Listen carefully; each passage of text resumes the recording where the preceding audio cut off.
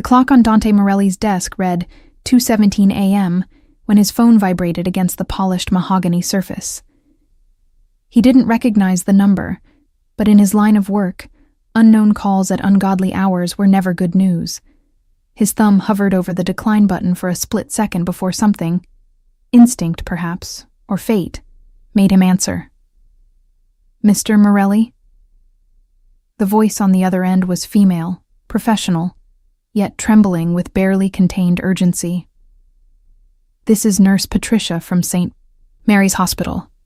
I'm calling about Elena Vasquez." Dante's entire body went rigid. The glass of whiskey he'd been holding suddenly felt like lead in his hand. Elena. The name alone had the power to dismantle every carefully constructed wall he'd built around himself over 33 years of surviving in the ugliest corners of New York City. What happened? His voice came out harder than he intended, each word a bullet leaving the chamber. "She's been shot, Mr. Morelli. 2 bullets. She's in surgery now, but—" The nurse paused, and Dante could hear the chaos of the emergency room bleeding through the phone, monitors beeping, voices shouting medical jargon, the mechanical whoosh of ventilators. "She's been saying your name, over and over. You're the only contact we found in her personal effects, aside from her mother, who's in Puerto Rico and can't get here until morning." Dante was already standing, his chair scraping violently against the floor.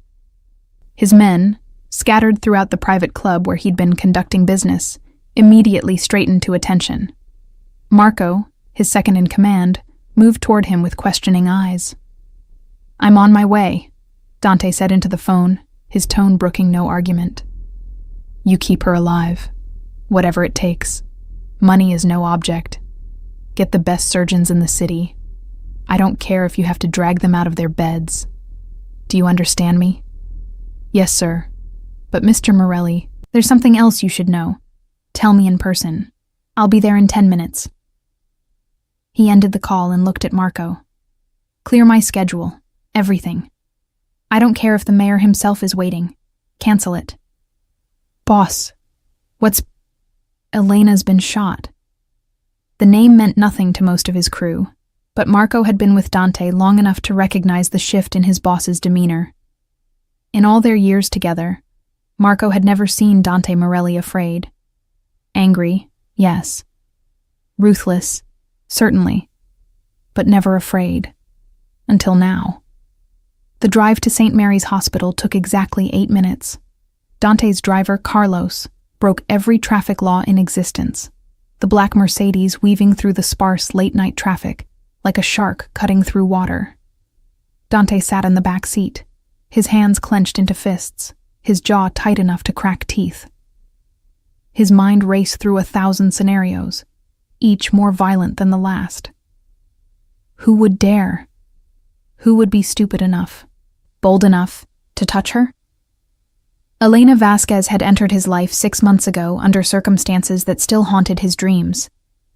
His nephew, Little Marco Jr., named after his second-in-command, had been rushed to St. Mary's with complications from pneumonia that had spiraled into sepsis. The boy was only 4 years old, the child of Dante's sister Maria, and the closest thing Dante had to a son of his own. For 48 hours, the family had maintained a vigil in the pediatric intensive care unit, and it was there that Dante first saw Elena.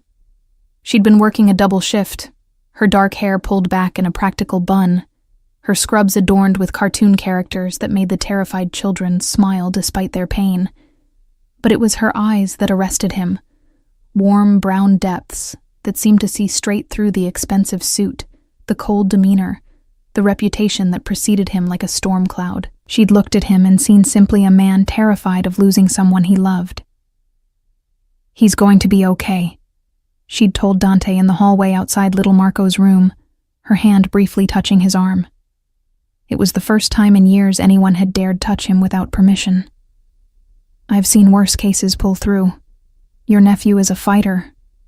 I can see it in his eyes." "How can you tell?" Dante had asked, desperate for any shred of hope. "Because he has your eyes," Elena had replied with a soft smile. And something tells me you don't know how to lose. She'd been right. Little Marco pulled through, thanks in no small part to Elena's tireless advocacy for additional treatments and her refusal to let the overworked doctors dismiss the child as just another case. When Dante had tried to thank her with a donation, a check with more zeros than most people saw in their lifetime, she'd handed it back to him with a gentle firmness that left him speechless. "Give it to the hospital if you want," she'd said. "But I didn't save your nephew for money. I saved him because that's what I do. That's what we all should do." In that moment, Dante Morelli, a man who'd built an empire on the principle that everything and everyone had a price, encountered someone who couldn't be bought. The realization had been both terrifying and intoxicating. After that, he'd found excuses to return to St. Mary's, anonymous donations that somehow always ended up funding the pediatric wing, new equipment that mysteriously appeared in Elena's unit. He'd even attended a hospital fundraiser, something so far outside his usual sphere that his men had thought he'd lost his mind. But it had given him the chance to see her in a different environment, to watch her laugh with colleagues, to observe the way children lit up when she entered a room. He'd never approached her directly again. He wasn't sure why. Perhaps some buried instinct of self-preservation, or maybe the recognition that someone like Elena Vasquez deserved better than the blood-stained world he inhabited. She was light, and he was darkness, and darkness had no business corrupting light. But now someone had shot her. Someone had dared to touch what he'd silently, impossibly, claimed as his. The Mercedes screeched to a halt outside St. Mary's emergency entrance. Dante was out of the car before it fully stopped, Marco close on his heels with 4 additional men fanning out to secure the perimeter. The automatic doors parted before him like the Red Sea, and the hospital staff took one look at the man in the $3,000 suit with murder in his eyes and wisely stepped aside. "Where is she?" Dante demanded of the first nurse he encountered. "Sir, you can't just— Elena Vasquez. Where is she?"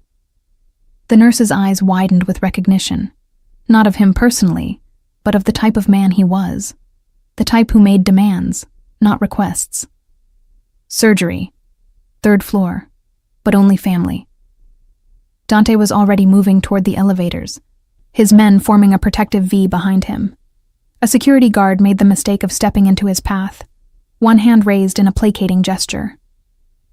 "Sir, I'm going to have to ask you to—" Marco smoothly intercepted, flashing something that might have been a badge, but definitely wasn't. Whatever he said was low and fast, and the guard's face went pale before he stepped aside without another word. The 3rd floor surgical wing was a maze of sterile corridors and harsh fluorescent lighting. Dante emerged from the elevator to find Nurse Patricia waiting for him, a woman in her 50s with kind eyes and the bearing of someone who'd seen too much suffering to be easily rattled. "Mr. Morelli," she said, her voice steady despite the circumstances. "Dr. Richardson is still in surgery with Elena. It's been 2 hours so far. Tell me what happened. Everything." Patricia glanced at the small army of men filling the hallway behind Dante, then seemed to make a decision. "Follow me. We can talk in the family consultation room." The room was depressingly familiar. Neutral colors, boxes of tissues strategically placed, furniture designed to be comfortable enough for long waits, but not so comfortable that people would want to stay. Dante had been in rooms like this before, delivering news that would shatter families. Now he was on the other side of that equation. Elena was leaving her shift at 11:30. Patricia began once they were seated. "She always parks in the west lot because it's closer to the pediatric wing. According to witnesses, there was a black SUV waiting near her car. 2 men got out. There was an argument. Witnesses say Elena looked frightened but was trying to stay calm. Then," Patricia's voice cracked slightly, "then someone else arrived. A man in a suit. The 2 men from the SUV drew weapons. Elena tried to run. That's when the shots were fired." Dante's blood ran cold. "How many shots?" "5 in total. 2 hit Elena, 1 in the shoulder, 1 in the abdomen. The others—" Patricia took a breath. The others hit the man in the suit. He's in surgery too. Critical condition. Who was he? We don't know yet. No ID on him. But Mr. Morelli, the police think Elena might have witnessed something. They're treating this as a targeted hit, not a random attack. Dante's mind was already racing through possibilities. A targeted hit near St. Mary's Hospital. 2 shooters. A third man who'd apparently tried to intervene, or maybe was the actual target. This had the fingerprints of organization written all over it. But whose organization? The police want to talk to you, Patricia added carefully. They know you have. Connections to Elena. Let them wait, Dante said flatly. His connections to Elena were minimal, peripheral, carefully maintained from a distance. But in his world, even minimal connections could be dangerous. Had someone found out about his interest in her? Was this a message?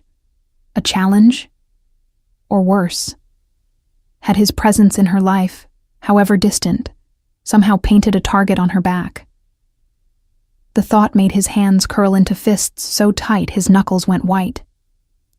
If that was true, if his darkness had somehow reached out and touched her light, then every single person responsible would learn what true darkness meant.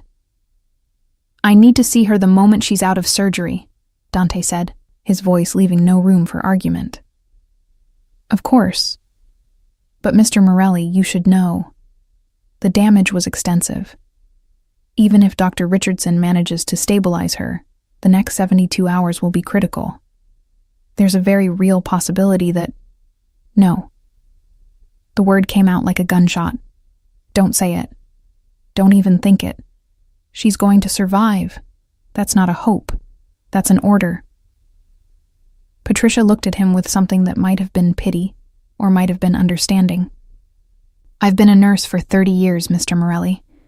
I've learned that the human will to survive is sometimes stronger than any medical intervention. Elena is a fighter, and she was calling for you. That means something. Dante stood abruptly, unable to remain still any longer. He moved to the window, looking out over the sleeping city that never truly slept. Somewhere out there, the men responsible for this were breathing, living, thinking themselves safe. That would change soon. His phone buzzed. A text from Tony, his head of intelligence. Got the security footage from hospital parking lot. Sending now. Dante pulled up the video on his phone, his jaw clenching as he watched the scene unfold in grainy black and white. There was Elena, walking to her car, exhaustion evident in her posture after what had probably been another grueling shift. The black SUV pulling up. 2 men emerging, their faces partially obscured, but their body language spoke of military or professional training. Then the third man, arriving in what looked like a town car, moving quickly toward Elena. The confrontation happened fast. Words exchanged, the sudden draw of weapons. Elena turning to run, the muzzle flashes, Elena falling, the third man taking hits and going down hard. Dante watched it 3 times, memorizing every detail, every movement, every second. Then he forwarded it to Tony with a simple message. Find them. I don't care how. Find them now. Mr. Morelli? A new voice at the door. A man in surgical scrubs, mask pulled down, fatigue etched into every line of his face. Dr. Richardson. Elena is out of surgery. We've moved her to the ICU. She's stable, but I want her moved, Dante interrupted. To my facility, tonight. Dr. Richardson blinked. Sir, I don't think you understand. She can't be moved, not in her condition. The next few hours are... I have a private medical facility with equipment that makes this place look like a field hospital, Dante said, his tone brooking no argument.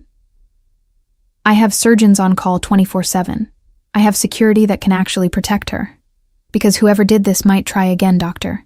And this hospital, with all due respect, is not equipped to stop them. Doctor. Richardson stared at Dante Morelli as if the man had just suggested performing surgery in the back of a moving vehicle. The doctor's surgical scrubs were still damp with perspiration from the 3-hour operation. his eyes bloodshot from concentration and the harsh fluorescent lights of the operating theater. Behind him, through the ICU doors, machines beeped in rhythm with Elena's struggling heartbeat. "Mr. Morelli," Dr. Richardson began, his voice strained with the kind of patience reserved for dealing with difficult family members. "I understand you're concerned, but moving a patient in Elena's condition would be incredibly risky. She's just come out of major surgery. Her vitals are barely stable. The trauma to her abdomen is exactly why she needs to be somewhere with better security and resources," Dante cut in, his voice dropping to a dangerous register that made everyone in the room instinctively step back. "Doctor, let me be very clear. The people who did this to Elena are not random criminals. This was a professional hit, and if they discover she survived, they will come back to finish the job. Can your hospital security stop that?" Dr. Richardson opened his mouth, then closed it. His eyes flickered toward the standard hospital security guard, visible through the hallway window, a man approaching retirement age whose primary job involved checking visitor badges and escorting belligerent family members out of the building. "I didn't think so," Dante continued. "My facility has armed ex-military security, surgeons trained at Johns Hopkins and Mayo Clinic, equipment that most hospitals can't afford. And most importantly, it's a location that nobody outside my organization knows about. Elena will be safe there while she recovers. Here, she's a sitting duck." "Even if what you're saying is true," Dr. Richardson argued, though his conviction was clearly wavering, "the medical risk of transport alone will be minimized by the private ambulance with advanced life support that's already en route." Marco interjected smoothly from his position by the door. "ETA 15 minutes. Full medical team on board, including a trauma surgeon in case of complications during transit." Dr. Richardson looked between Dante and Marco, realization dawning in his eyes. "You'd already decided this before you even spoke to me." "I'm not asking for permission, doctor," Dante said, his tone gentling slightly. "I'm asking for your cooperation to make this as safe as possible for Elena. You care about her. I can see that. Everyone who works with Elena cares about her. So help me protect her." There was a long moment of silence, broken only by the ambient sounds of the hospital. Distant announcements over the PA system, the squeak of wheels on linoleum, the hushed conversations of medical staff changing shifts. Finally, Dr. Richardson sighed, the sound of a man recognizing defeat when it was inevitable. "I'll need to see your facility's credentials," he said, "and I want medical personnel from our team to accompany her during transport and stay with her for at least the first 24 hours. "Done," Dante agreed immediately. "Send whoever you trust. They'll have full access to Elena and all our resources. And if she deteriorates during transport, we bring her back here immediately. No arguments." "Agreed." Dr. Richardson shook his head slowly, as if he couldn't quite believe what he was consenting to. "Give me 20 minutes to prepare her for transport and brief my team. And Mr. Morelli, if anything happens to that woman because of this decision, credentials and resources be damned, I will make it my life's mission to destroy you." Dante met the doctor's eyes without flinching. "If anything happens to her, doctor, you won't need to. I'll do it myself." As Dr. Richardson disappeared back into the ICU to prepare Elena for transport, Dante turned to Marco. "I want a complete security detail at the facility. 3 teams, rotating 8-hour shifts. Nobody gets in or out without my personal approval. And get Tony working on identifying those shooters. I want names, addresses, family members, favorite fucking coffee shops, everything." "Already on it, boss," Marco confirmed, tapping rapidly on his phone. "But there's something else you need to know. The police are here. Detectives. They're not asking nicely anymore about talking to you." Dante's jaw tightened. Police involvement was inevitable, but inconvenient. The last thing he needed was cops stumbling through his investigation, potentially tipping off whoever was behind the attack. But refusing to cooperate entirely would only make them more suspicious. "Where are they?" Waiting room, main floor, Detectives Sarah Chen and Michael Reeves. Chen's been with NYPD for 15 years, Reeves for 8. Both have solid records, not on anyone's payroll that we know of. A clean cops. That made things both better and worse. Better because they wouldn't be working against him on behalf of a rival organization. Worse because they couldn't be bought or intimidated easily. Tell them I'll give them 10 minutes after Elena is secured, Dante decided. And make sure our lawyers are standing by. I'm not answering anything without representation present. Marco nodded and moved off to make the arrangements, leaving Dante alone in the consultation room with his thoughts. Through the window, he could see the first hints of dawn beginning to lighten the eastern sky.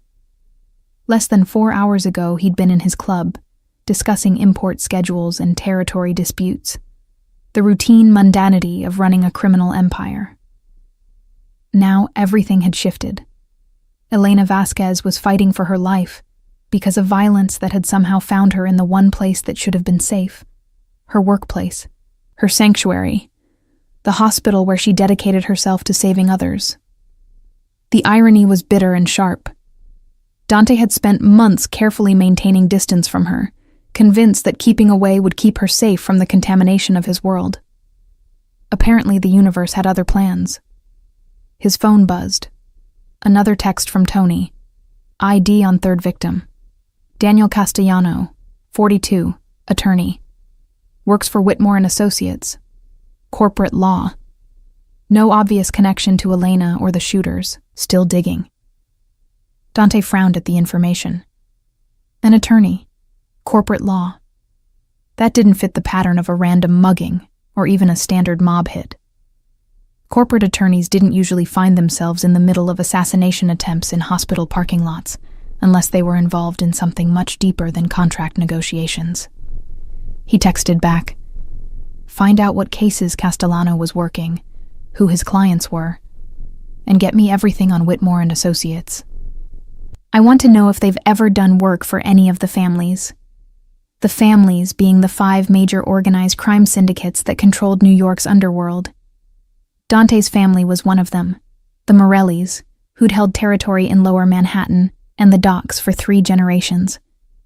But the other families were always looking for opportunities to expand, to consolidate, to eliminate competition. If one of them had made a move that accidentally caught Elena in the crossfire, the thought ignited a cold fury in Dante's chest. It was one thing to wage war against other criminals who'd chosen this life, who knew the risks and played the game accordingly. It was something else entirely to let that violence spill over onto innocents. There were rules, old rules, about keeping civilians out of the business. Those rules existed for a reason, partly practicality, partly the last vestiges of honor in a dishonorable profession. Whoever had violated those rules would learn what happened when you drew Dante Morelli's attention in the worst possible way. "Boss." Marco had returned, slightly out of breath. "Ambulance is here.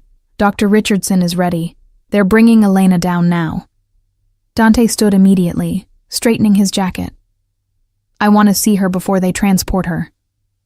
"I don't think... I need to see her, Marco." There was something in Dante's voice that made his second-in-command simply nod and lead the way back to the ICU. They took the stairs rather than wait for the elevator, Dante taking them 2 at a time despite his dress shoes. By the time they reached the 3rd floor, a small convoy was already assembling. Dr. Richardson, 2 nurses, Elena on a gurney surrounded by monitoring equipment, and Dante's private medical team in matching dark blue uniforms that looked more like tactical gear than traditional paramedic attire. Dante approached the gurney slowly, as if sudden movement might shatter something precious. Elena looked impossibly small under the white hospital blankets, her face pale except for the oxygen mask covering her nose and mouth. Her dark hair had come loose from its usual bun, spreading across the pillow in tangled waves. Tubes and wires connected her to various machines, each monitoring a different aspect of her struggle to stay alive. But even unconscious, even broken, there was something inherently resilient about her. The set of her jaw, perhaps, or the way her hands rested at her sides. Not limp in defeat, but merely resting, gathering strength for the next fight. "She's a fighter," Dr. Richardson said, quietly, coming to stand beside Dante. "Stronger than she looks. The damage was extensive, but she held on through surgery even when—" He trailed off, but Dante understood what he wasn't saying, even when we didn't think she would. "How long until she wakes up?" "Hard to say. Could be hours, could be days. We've induced a medical coma to give her body time to heal. When we try to bring her out of it, depends on how well she responds to treatment." Dante reached out, his hand hovering over Elena's for a moment, before he allowed himself to gently touch her fingers. They were cool but not cold, still living, still fighting. "You're going to be okay," he whispered, though he knew she couldn't hear him. "I promise you, Elena, you're going to be okay." He wanted to say more, wanted to tell her that he was sorry, that somehow his world had reached out and hurt her, despite all his efforts to keep her separate from it. Wanted to tell her that he was going to find everyone responsible and make them regret ever being born. Wanted to tell her that somewhere in the past 6 months, she'd become something he didn't have words for, something important enough that her pain felt like his own. But he said none of those things. Instead, he simply held her cool hand for another moment, before stepping back and nodding to the medical team. "Let's move." The transfer happened with military precision. Dante's team had clearly done this before, moving high-value targets who couldn't use traditional medical facilities. The private ambulance waiting at the emergency bay entrance was a Mercedes Sprinter customized with more medical equipment than some rural hospitals possessed. Dr. Richardson and Nurse Patricia climbed in alongside Elena, their professional skepticism visibly shifting to surprise as they took in the setup. "This is impressive," Dr. Richardson admitted grudgingly. "I've seen hospital ICU transports with less capability." "I told you," Dante said from where he stood outside the ambulance doors. "Money is no object when it comes to Elena's care. Whatever she needs, whoever needs to be hired, whatever equipment needs to be purchased, make it happen. I'll follow in my car." As the ambulance doors closed and the vehicle pulled away with a police escort that Marco had somehow arranged, Dante felt the weight of the past few hours finally settling on his shoulders. He was exhausted but knew sleep wouldn't come even if he tried. There was too much to do, too many pieces to move into position. "The detectives are getting restless," Marco said, appearing at his elbow. "And the sun's coming up. If we're going to talk to them, we should do it now before they decide to make this difficult." Dante glanced at his watch. 5:47 a.m. In another life, he might have been waking up now, preparing for a day of legitimate business. Coffee, shower, reviewing the morning news. Instead, he was covered in the sterile smell of hospitals, running on adrenaline and rage, about to talk to police about a shooting he had nothing to do with but everything to gain from solving. "Get the lawyers on a conference call," he instructed, "and make sure they understand. I'm cooperating fully with this investigation. I want whoever hurt Elena found and prosecuted." He paused, a cold smile touching his lips. "Well, found at least. What happens after that depends on how quickly the police move." Marco understood immediately. If the police found the shooters first, there would be arrests, trials, the slow machinery of justice. If Dante found them first, well, there would still be justice, just a different, faster kind. They made their way to the main floor waiting room where Detectives Chen and Reeves had been cooling their heels for the better part of an hour. Chen was a compact Asian woman in her 40s with sharp eyes and sharper instincts, her dark hair pulled back in a no-nonsense ponytail. Reeves was taller, broad-shouldered, with the kind of tired look that came from too many years seeing humanity at its worst. Both detectives stood as Dante entered, their body language professional but wary. They knew who he was. Everyone in law enforcement knew the Morelli name, even if they couldn't prove half the things they suspected. "Mr. Morelli," Chen began, her tone carefully neutral. Thank you for agreeing to speak with us. I'm Detective Chen. This is Detective Reeves.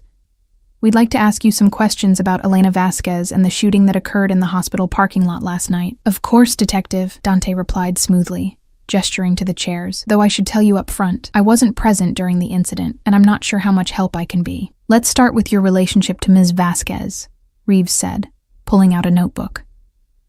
Hospital staff say you've been a regular visitor here over the past few months. Anonymous donations, equipment purchases, attendance at fundraisers. That's a significant investment for someone who claims to barely know the victim. I wouldn't say I barely know her, Dante corrected. Elena saved my nephew's life 6 months ago. I'm grateful. The donations were my way of showing that gratitude to the hospital and the pediatric unit where she works.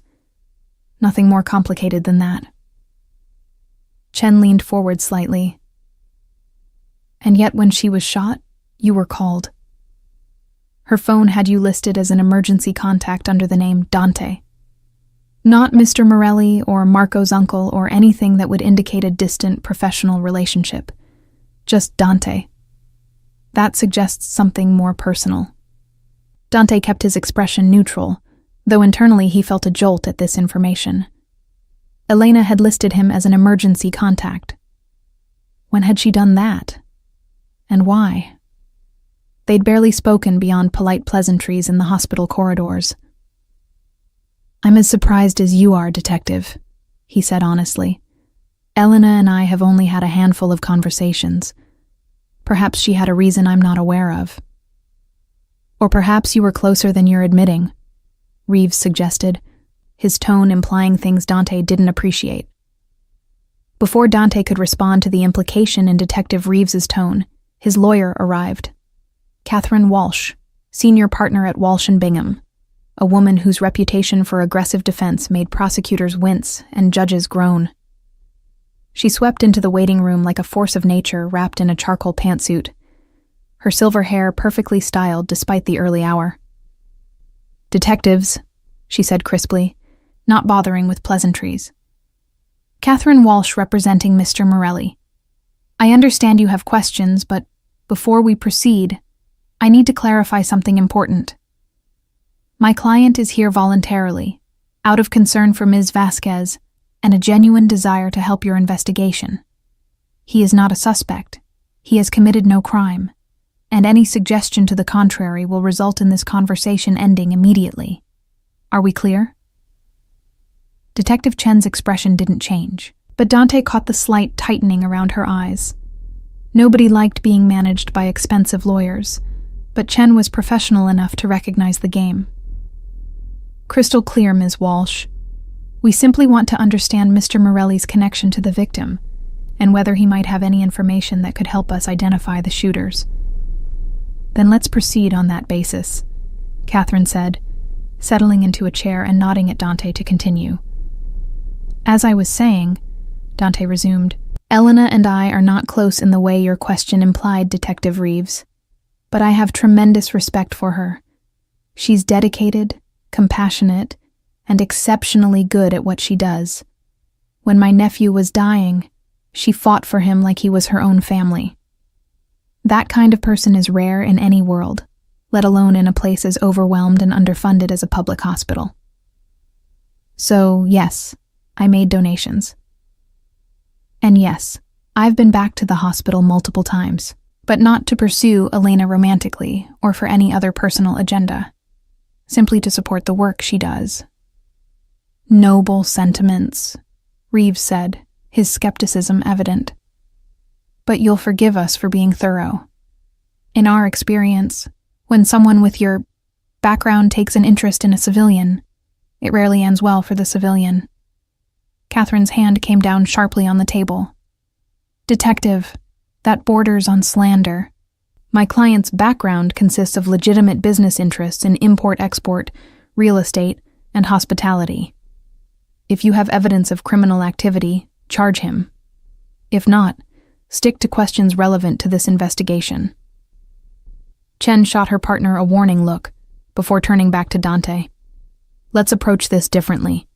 Mr. Morelli, do you have any idea why someone would target Elena Vasquez?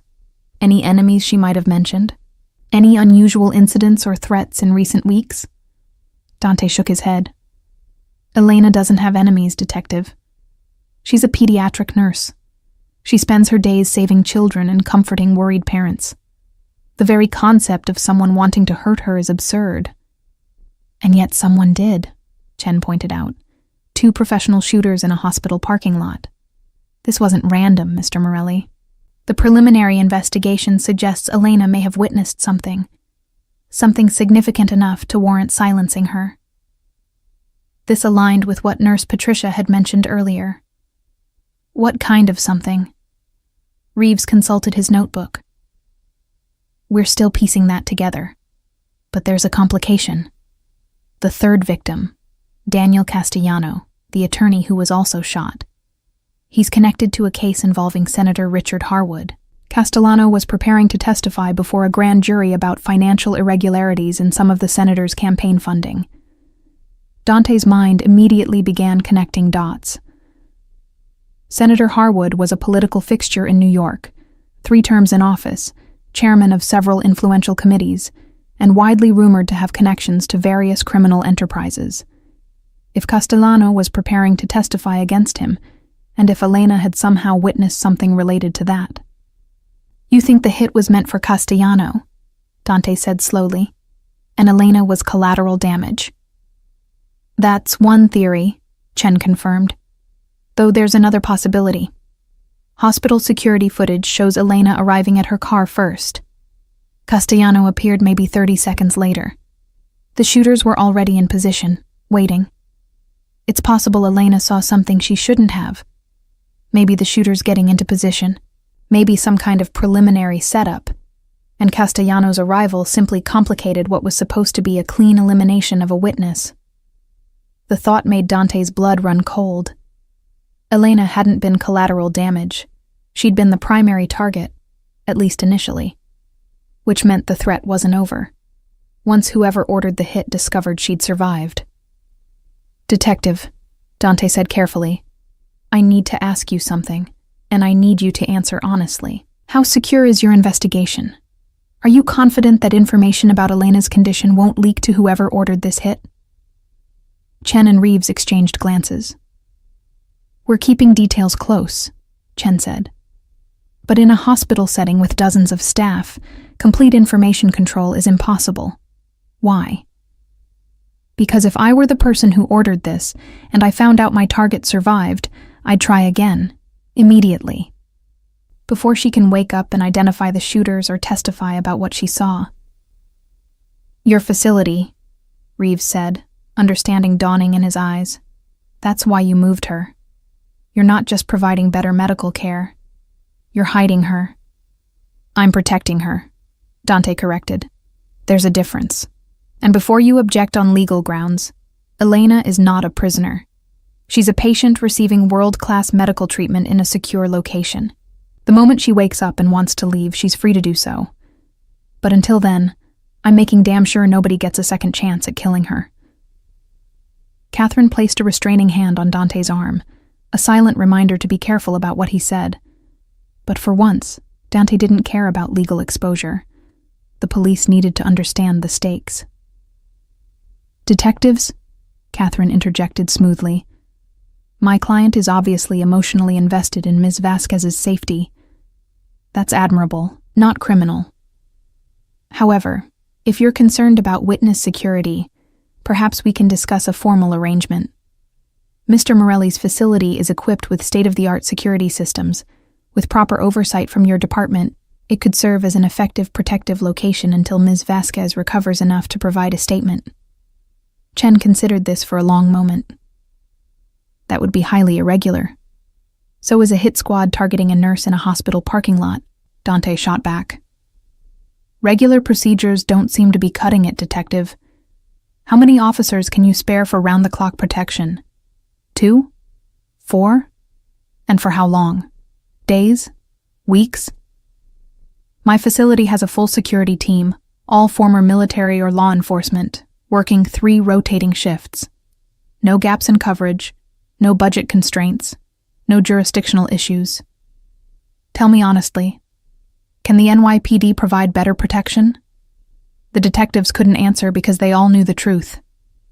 Police departments ran on stretched budgets and overworked officers. Providing the level of security Elena would need for an extended period simply wasn't realistic, especially if this case dragged on as investigations involving powerful politicians typically did.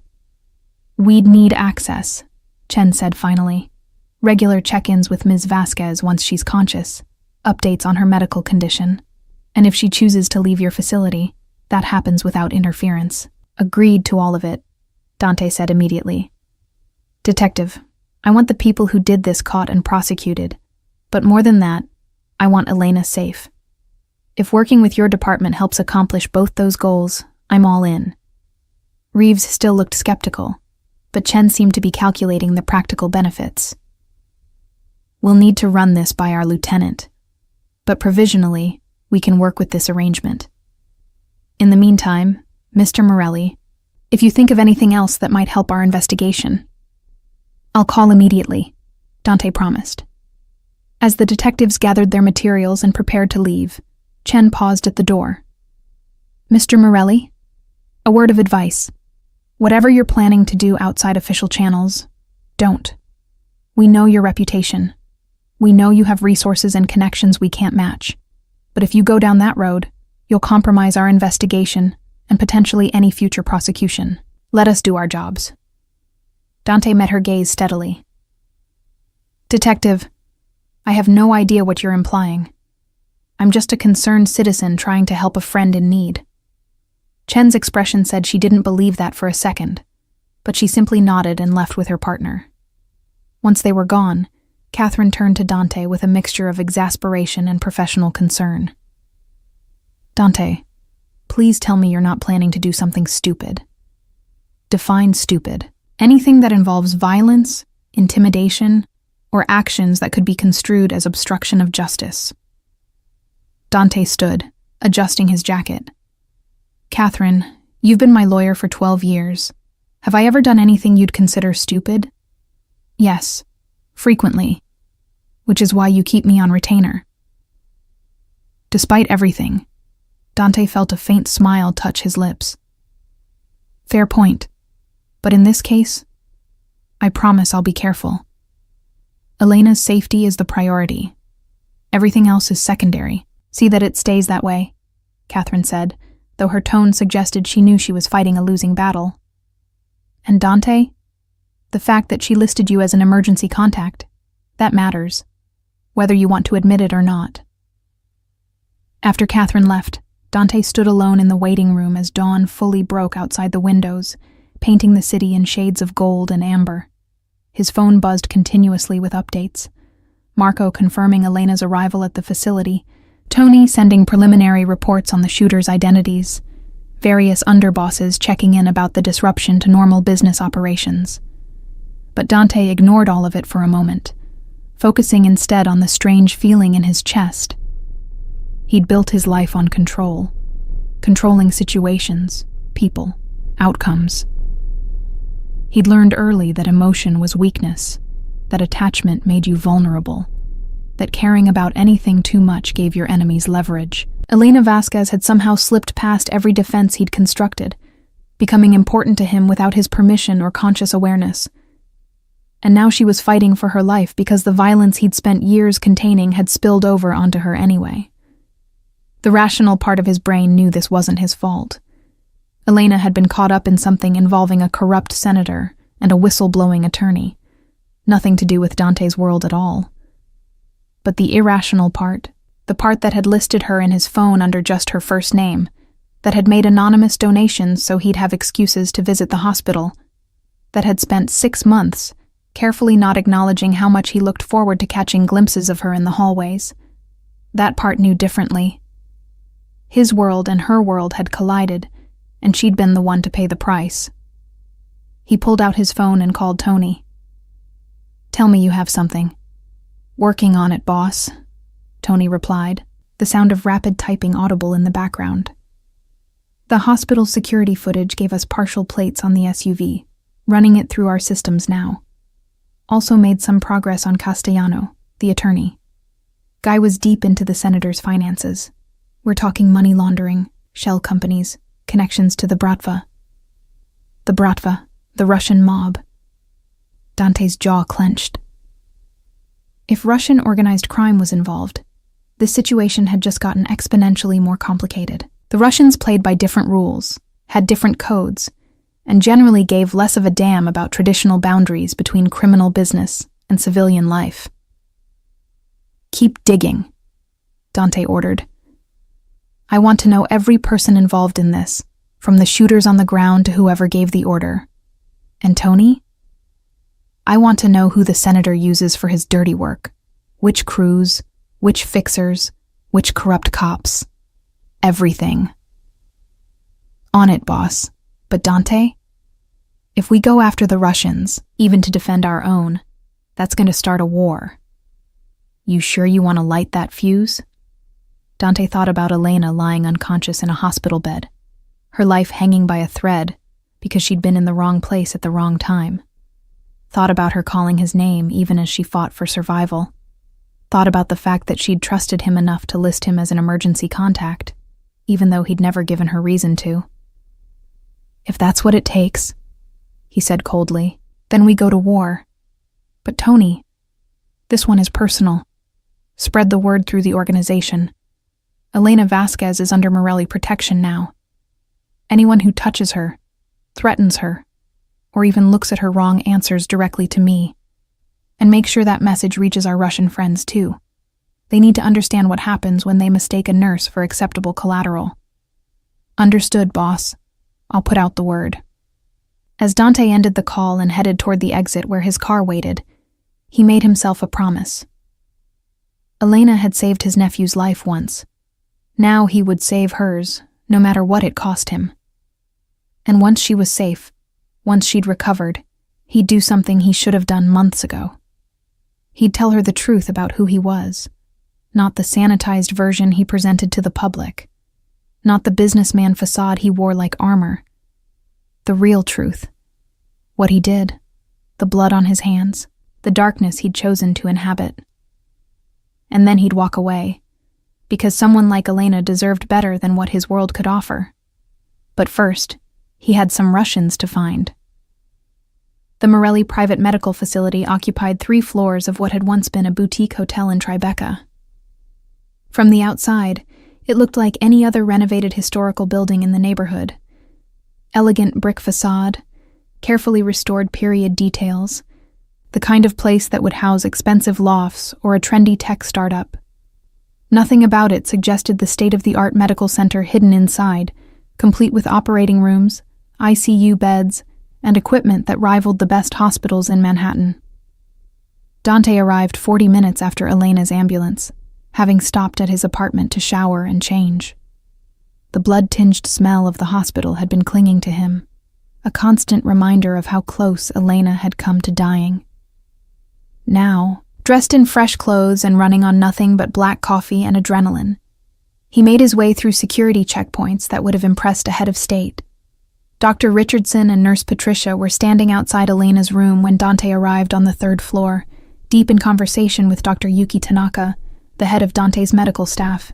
Tanaka was a brilliant trauma surgeon who'd left a prestigious position at Johns Hopkins after becoming disillusioned with hospital bureaucracy and insurance company interference. Dante paid her 3 times what she'd made at Hopkins and gave her complete autonomy in medical decisions, an arrangement that had saved more than a few lives over the years, though rarely under circumstances this personal. "Mr. Morelli," Dr. Tanaka greeted him, her expression professionally neutral. "I've been reviewing Ms. Vasquez's case with Dr. Richardson. The surgery was excellent work, and the transport went smoothly. She's stable. All vitals are within acceptable ranges considering the trauma. I'm optimistic about her recovery, though the next 48 hours remain critical. Can I see her? Of course. But I should warn you, she's still in a medically induced coma. She won't be able to hear you or respond." Dante nodded and moved toward the door, then paused. "Dr. Richardson, Nurse Patricia, thank you for saving her life and for trusting me enough to allow this transfer." I know it wasn't an easy decision." Dr. Richardson studied him for a long moment, as if trying to reconcile the dangerous man he'd heard about with the one standing before him, clearly exhausted and worried about a patient. "She matters to you," he finally said. "That much is obvious. Just make sure you're protecting her for the right reasons, Mr. Morelli. Elena deserves that." "She deserves a lot more than what my world can offer," Dante replied quietly. "But protection is something I can actually provide." Inside the room, Elena looked even more fragile than she had at St. Mary's, perhaps because the clinical efficiency of Dante's facility somehow emphasized her vulnerability. She was connected to fewer machines here. Dr. Tanaka ran a tighter operation with better technology, but the effect was still jarring. This woman who'd seemed so capable and strong when she was working, who'd faced down Dante's intimidating presence with calm professionalism, was now utterly dependent on machines and medications to keep her alive. Dante pulled a chair close to the bed and sat down, careful not to disturb any of the medical equipment. Her hand was resting on top of the blanket, and after a moment's hesitation, he took it gently in his own. Her skin was warmer than it had been at the hospital, which he took as a good sign. "I don't know if you can hear me," he said softly, aware of how foolish talking to an unconscious person should feel, but finding he didn't care. "The doctors say probably not, that you're too deep under right now. But just in case, I wanted you to know you're safe. You're going to recover. And whoever did this to you, Elena, they're going to pay for it. I promise you that." He sat there for what might have been minutes or hours, time losing its usual meaning in the quiet of the room. His phone buzzed periodically with updates from his organization, but he ignored it. For once, the business of running a criminal empire could wait. A soft knock at the door announced Marco's arrival. "Boss, sorry to interrupt, but Tony's got something. He's downstairs in the conference room, says it's urgent." Reluctantly, Dante released Elena's hand and stood.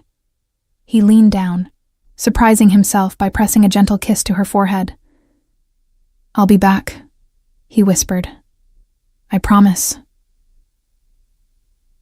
The facility's conference room was on the ground floor, a windowless space designed for privacy and security. Tony was already there, his laptop open on the table, surrounded by printed photographs and documents. He looked like he hadn't slept, his usual neat appearance disheveled, his eyes red from staring at screens. "Please tell me you have good news," Dante said, closing the door behind him. "Good and bad," Tony replied. "Good news first. I identified the shooters, Alexei Volkov and Dmitry Sokolov, both former Spetsnaz, both working as enforcers for the Kozlov Bratva. They're not subtle operators. Their specialty is intimidation and wet work, not surgical hits. Which explains why everything went sideways when Castellano showed up. They were sent to kill a nurse, not handle a complication." Dante studied the photographs Tony had pulled up. Two hard-faced men in their 30s, the kind of people who looked dangerous even in casual settings. "Where are they now?" "That's the bad news. Volkov's dead. Killed in what looks like a professional cleanup about 3 hours after the hospital shooting. Single bullet to the back of the head, execution style. Body was found in a warehouse in Red Hook. Sokolov's gone to ground. We're working on finding him, but he's smart enough to know he's next on the chopping block." Dante absorbed this information, his mind racing through implications. Someone's cleaning house, eliminating loose ends. Exactly. And there's more. Tony pulled up another file on his laptop. "I dug into Senator Harwood's connections like you asked. Turns out he's been taking money from Viktor Kozlov's operation for years. Campaign contributions laundered through legitimate businesses, personal favors, protection from investigations. In exchange, Harwood makes sure certain police operations get redirected, certain prosecutions don't happen, certain regulatory issues disappear. So when Castellano, the attorney, decided to testify about Harwood's financial irregularities, He was threatening to expose not just the senator, but Victor's entire New York operation. Tony finished. We're talking about RICO charges, asset seizures, international investigations. The kind of heat that could bring down the whole Bratva presence in the city. Dante leaned back in his chair, the pieces falling into place. And Elena? Wrong place, wrong time. Or... Tony hesitated, pulling up more documents. There's another possibility. Elena works in the pediatric wing at St. Mary's, right? Guess who else has a connection to that hospital? Senator Harwood's daughter, Emily Harwood. She's been receiving treatment there for leukemia. Top secret. Kept out of the press for political reasons. Elena would have had access to patient records, might have seen something, noticed something that connected the senator to Victor's operation. You're suggesting Elena was targeted because she might have been a potential witness, even if she didn't know she was one. I'm saying Victor doesn't leave loose ends. If there was even a chance Elena had seen something that could tie back to the senator, who ties back to the Bratva, Tony shrugged. They'd eliminate the threat. Dante felt his rage crystallizing into something cold and focused. Elena had been marked for death not because of anything she'd done, but simply because she existed in proximity to powerful people's secrets. The randomness of it, the casual cruelty, made his hands curl into fists. Find Sokolov, he ordered. I don't care what it costs or what you have to do. I want him alive. He's going to tell me everything about who gave the order, how the operation was supposed to go down, and what they planned to do if Elena survived. Everything. And then? And then he's going to disappear, permanently. But not before I make sure Viktor Kozlov understands what happens when you mistake a Morelli's people for acceptable targets. Tony nodded and began packing up his materials. Boss, one more thing. The cops are still investigating, which means we need to be careful. If we move too overtly against the Bratva, even in retaliation, it could blow back on us. Detective Chen seems smart. She's going to notice if Russians start disappearing or turning up dead. Let her notice, Dante said coldly, but make sure nothing leads back to us directly. I want this handled cleanly. And Tony, put out feelers with the other families. I want them to know what happened and that we're responding. If Victor has any sense of self-preservation, he'll offer compensation and cooperation. If he doesn't, Dante let the threat hang in the air. The next 2 days were a masterclass in controlled violence and strategic pressure. Dante divided his time between Elena's bedside and the systematic dismantling of Viktor Kozlov's operation in New York. It started small, a few key Bratva enforcers finding themselves arrested on outstanding warrants that suddenly became police priorities. Several profitable operations getting raided by cops who'd received anonymous tips about illegal activities. Nothing that could be traced directly to Dante, but the message was clear. The Morellis were applying pressure. Meanwhile, Dante's people worked the streets, following up leads on Sokolov's whereabouts. The missing shooter had gone deep underground, but even the best hiding places eventually revealed themselves to someone with enough resources and motivation. It was Marco who finally caught the break, tracking Sokolov through a girlfriend who worked at a Russian nightclub in Brighton Beach. We've got him, Marco reported on the third day after the shooting. Safe house in Coney Island, minimal security. Probably thinks he's beneath our notice with everything else going on. Bring him to me, Dante ordered, alive and able to talk. Beyond that, I don't care what condition he's in. The extraction happened at 3 a.m., quick and professional. Dante's team hit the safe house with overwhelming force, neutralizing the 2 guards before they could even draw weapons. Sokolov tried to run, but made it less than half a block before being tackled and zip-tied. By 4 a.m., he was in one of Dante's warehouses in Red Hook, the same neighborhood where his partner Volkov's body had been found. Dante arrived an hour later, having spent the previous evening reading to Elena. Dr. Tanaka had suggested that auditory stimulation might help patients in medically induced comas, so Dante had taken to reading aloud from a collection of children's stories he'd found in the facility's library. The same kind of stories Elena apparently used to calm frightened children in the pediatric ward. He'd felt ridiculous at first, sitting there reading about talking animals and magical forests to an unconscious woman. But there was something cathartic about it, something that kept his mind focused on the future where Elena would wake up and be okay, rather than dwelling on the violence he was about to commit. Now, standing in the warehouse with Dmitry Sokolov zip-tied to a chair in front of him, the contrast between those two worlds couldn't have been more stark. Sokolov was a mess. Bloody nose, split lip, one eye already swelling shut from where he'd resisted capture. But he was conscious and terrified, which was exactly what Dante needed. "Dmitry Sokolov," Dante said conversationally, pulling up a chair and sitting down opposite the Russian. "Former Spetsnaz, current enforcer for Viktor Kozlov, and recently employed as an assassin targeting innocent nurses. We need to have a conversation."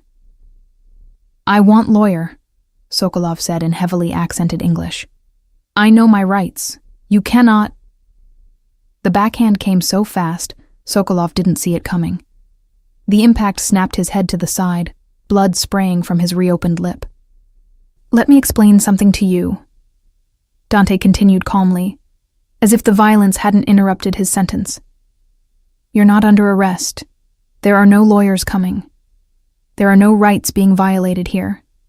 This is simply one professional to another, having a conversation about choices and consequences. Your partner, Alexei Volkov, someone put a bullet in his head. That person was probably Victor, cleaning up loose ends. Which means right now you have two options." Dante leaned forward, his eyes locked on Sokolov's. "Option 1, you tell me everything. Who gave you the order to kill Elena Vasquez, why she was targeted, what the plan was if things went wrong, and anything else I want to know. In exchange, I let you live. Not free, not unpunished, but alive. I'll even throw in protection from Victor's people if you're worried about reprisal." "And option 2? Sokolov asked, though his voice was shaking now. "Option 2 is I let Marco here ask the questions." Dante gestured to where his second-in-command stood in the shadows. "Marco's very good at his job, but he's not as patient as I am. You'd eventually tell us everything anyway, but the process would be considerably less pleasant. So which option sounds better to you?" Sokolov was silent for a long moment, weighing his choices. Dante could see the calculation happening behind the Russian's eyes. Loyalty to Victor versus self-preservation.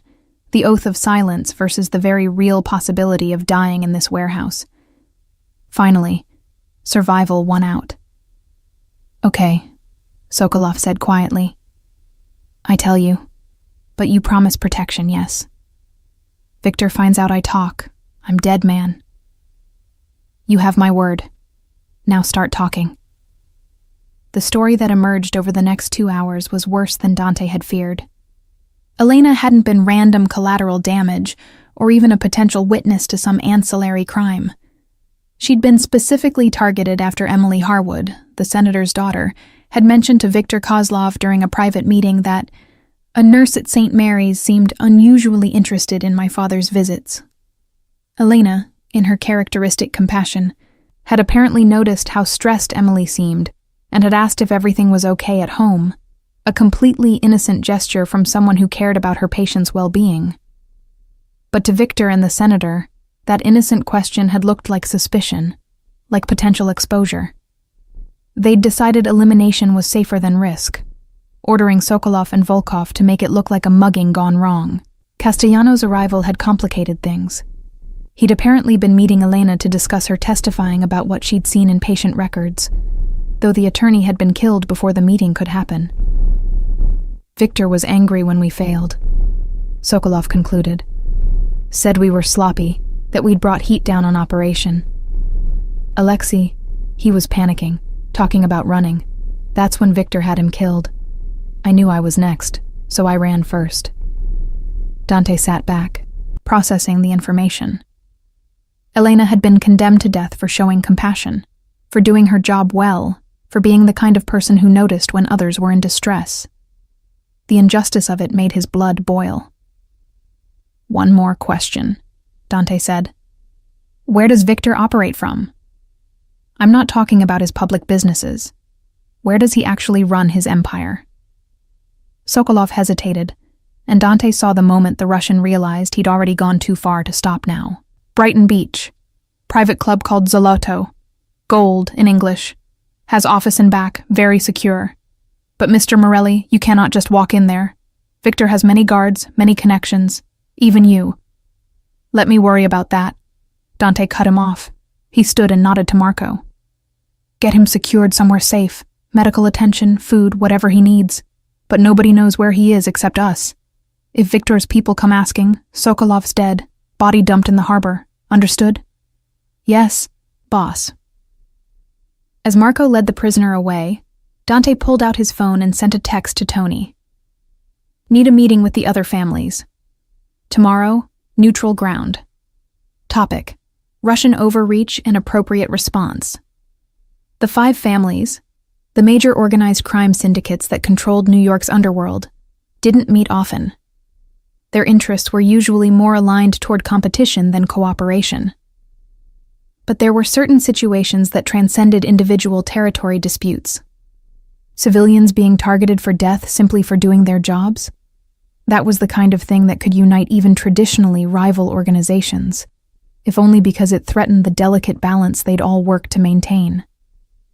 If Dante was going to move against Viktor Kozlov and the Bratva, he needed to do it with the other family's blessing, or at least their neutrality.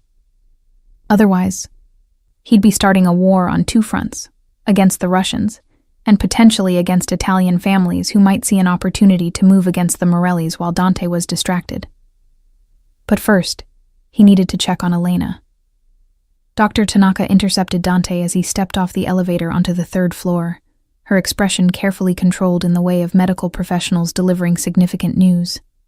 For a heart-stopping moment, Dante thought something had gone wrong, that Elena's condition had deteriorated, that he was too late. She's awake, Dr. Tanaka said, and Dante felt the tension drain from his shoulders so suddenly he almost staggered. We started bringing her out of the induced coma this morning. She regained consciousness about an hour ago, confused, as expected, but responsive and lucid. Vitals are stable. Mr. Morelli, she's asking for you. Dante didn't trust himself to speak. He simply nodded and moved toward Elena's room, his heart doing something complicated and unfamiliar in his chest. Behind him, he heard Dr. Tanaka add, "Don't tire her out. She's still very weak and needs rest. 15 minutes maximum." Elena was propped up slightly in bed, the ventilator removed and replaced with a simple oxygen cannula. Her face was still pale, dark circles under her eyes testament to the trauma her body had endured. But her eyes were open, those warm brown eyes that had haunted Dante's thoughts for 6 months, and they tracked to him the moment he entered the room. "Dante," she said, her voice rough from the breathing tube. "They told me that I'm not at St. Mary's anymore." He approached slowly, as if sudden movement might shatter this fragile moment. "You're at a private medical facility. You were shot, Elena. 3 days ago, in the hospital parking lot. Do you remember?" Her eyes closed briefly, and when they opened again, there was pain in them that had nothing to do with physical injuries. "I remember. 2 men. They were waiting by my car. They asked me about Emily Harwood, about what I'd seen in her patient files. I told them I didn't know what they were talking about, that I couldn't discuss patients." She paused, breathing carefully around the pain. "Then there was another man. He tried to help me, and then gunshots. I remember falling. Pain, and then nothing until I woke up here." Dante pulled the chair close to her bedside, taking her hand gently in his. The other man was Daniel Castellano, an attorney. He was killed. But you survived, Elena. You're going to be okay. How did I end up here? Where is here exactly? This was the conversation Dante had been dreading. How did he explain without lying, but also without revealing too much? "This is a private medical facility that I own. After the shooting, I had you transferred here where you could receive better security and care. The doctors at St. Mary's agreed it was the safest option. Elena studied his face, and Dante could see her working through the implications. Security, because the men who shot me might try again. They won't get the chance, Dante said firmly. The shooters are no longer a threat. One is dead, the other is in protective custody, and the people who ordered the attack. He paused, choosing his words carefully. Let's just say I've made it very clear what happens to anyone who tries to hurt you. Something shifted in Elena's expression. Not fear exactly, but a kind of wary understanding. Who are you, Dante? Really? Because I don't think you're just a grateful uncle who makes generous donations to hospitals. He'd known this moment would come, had prepared for it, but it was still harder than he'd expected to find the right words. You're right. I'm not. Elena, my full name is Dante Morelli. Does that name mean anything to you? He saw recognition dawn in her eyes, followed by a complex mix of emotions he couldn't quite read. Morelli. Like the crime family. Like the mob. It wasn't a question. Yes. I'm the head of the Morelli family. Have been for the past 8 years, since my father died. I run an organization involved in various illegal enterprises. Import-export mostly. Along with some other businesses I'm not proud of. I'm not a good man, Elena. I've done things that would horrify you. Hurt people. Worse than hurt them. But I need you to understand. I never wanted my world to touch yours. Never. I tried to keep my distance, to keep you safe from all of this. Then why did you keep coming to the hospital? Elena asked, her voice soft but steady. Why the donations? Why did I have you listed as an emergency contact, Dante? I've been asking myself that since I woke up. You had me listed as a contact? Dante asked, the question coming out more vulnerable than he'd intended. I didn't know that.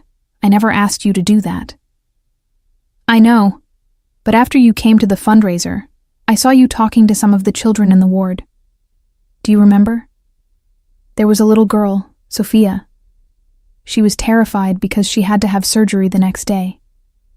You sat with her for almost an hour, just talking to her about your nephew, how he'd been scared too, but everything turned out okay. You made her laugh, Dante.